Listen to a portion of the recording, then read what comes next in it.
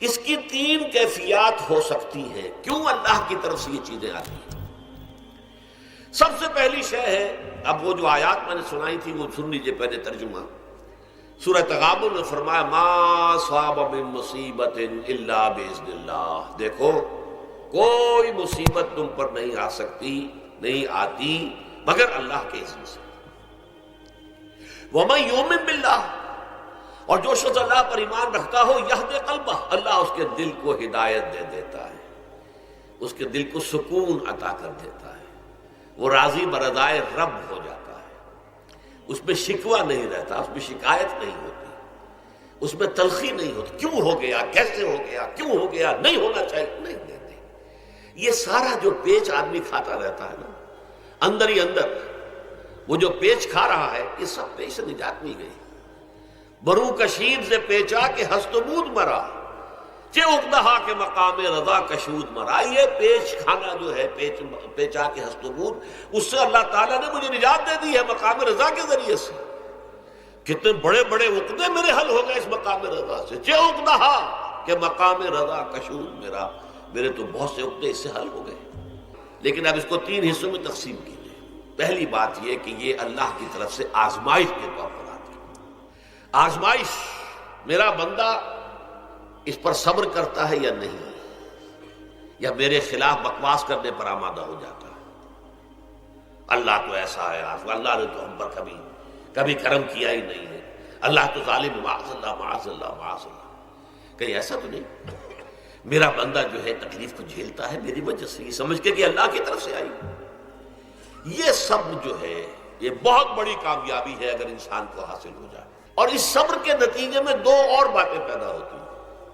پہلی بات یہ ہوتی ہے کہ یہ امتحان کا نتیجہ کیا نکلتا ہے کہ آپ نے ایک امتحان پاس کیا تو آپ کے اگلے درجے میں ترقی ہو جاتی ہے۔ 5ویں کا امتحان پاس کر لیا نا تو 6ٹھی میں جائیں گے، اب 6ٹھی کا امتحان پاس کریں گے تو 7ویں میں جائیں گے، 7ویں کا پاس کریں گے تو 8ویں میں۔ درجہ بدرجہ انسان کی دینی، ایمانی اور روحانی ترقی کا ذریعہ یہ آزمائش ہوتی ہے۔ جتنا اس میں صبر ہوگا، جتنا اس میں تسلیم و رضا جو ہے آپ حاصل کرتے جائیں گے تو آپ کے درجے بلند ہوتے چلے جائیں گے۔ آپ کا امتحان کڑے سے کڑا آئے گا، بڑے سے بڑا آئے گا، مشکل سے مشکل تر آئے گا۔ ایک وقت میں ایم اے کا امتحان بھی آپ کو دینا ہوگا، ایک وقت میں ہو سکتا ہے پی ایچ ڈی کے لیے تھیسس آپ لکھیں، پھر اس کے اوپر جو ہے ٹیم بیٹھی ہوئی اور آپ سے وہ بحث کرے، جرا کرے آپ سے، وہ بھی کرنا ہوگا۔ لیکن یہ کہ اگر پرائمری ہی میں فیل ہو گئے تو اس کا سوال ہی پیدا نہیں ہوتا کہ کبھی آپ ایم اے کا یا پی ایچ ڈی کا تھیسس بھی لکھیں۔ اور اسی کو دوسرے انداز میں کہا گیا ہے قرآن مجید میں، وَلِيُبْلِيَ الْمُؤْمِنِينَ مِنْهُ بَلَاءً حَسَنًا۔ اصل میں ابلا کہتے ہیں، بلا یبلو جو ہے عربی زبان میں آتا ہے آزمانا۔ خلق الموت والحیات لیبلوکم ایکم احسن عملا، یہی معنی ابتلا کے میں، ابتلا یبتلی آزمانا۔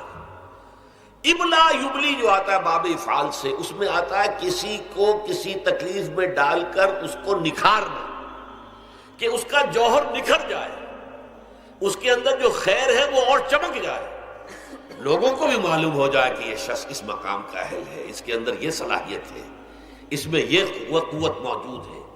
تو یہ گویا کہ اہل ایمان کی صلاحیتوں کو نکھارنے کے لیے اور ان کے درجات کی ترقی کے لیے بھی اللہ تعالیٰ دنیا کے اندر یہ مصیبتیں اور امتحانات جو ہیں آزمائش کے حوالے سے افراد پر بھی اجتماعی طور پر بھی لاتا ہے۔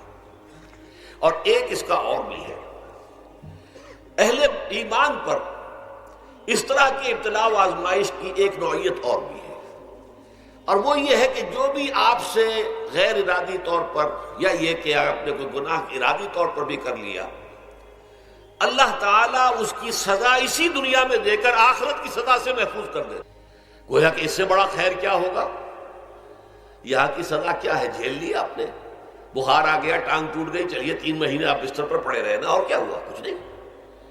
لیکن یہ کہ آخرت کی سزا ملتی بہت عظیم ہوتی ہے، لہذا کفارہ بناتا ہے اللہ تعالیٰ گناہ، ان جو بھی گناہ ہو گئے ہیں، غلطیاں ہو گئی ہیں، ان کا کفارہ اللہ تعالیٰ بندہ مومن کے لیے۔ حضور کی ایک حدیث ہے، اس کا متن مجھے اس وقت یاد نہیں ہے، کہ مومن کا معاملہ عجیب ہے، اسے کوئی تکلیف پہنچتی ہے صبر کرتا ہے، وہ اس کے گناہوں کا کفارہ بن جاتا ہے، اور اگر کوئی خوبی ملتی ہے تو اللہ تعالیٰ کا شکر ادا کرتا ہے، اس کے درجات بلند ہو جاتے ہیں۔ تو یہ معاملہ جو ہے اللہ تعالیٰ کی طرف سے بندہ مومن کے حق میں خیر کہ در حقیقت اس کے ان گناہوں کی پاداش کہ جو اس نے یہاں کر لیے ہیں یہی دنیا میں دے کر دھو دیا جائے، پاک کر دیا جائے۔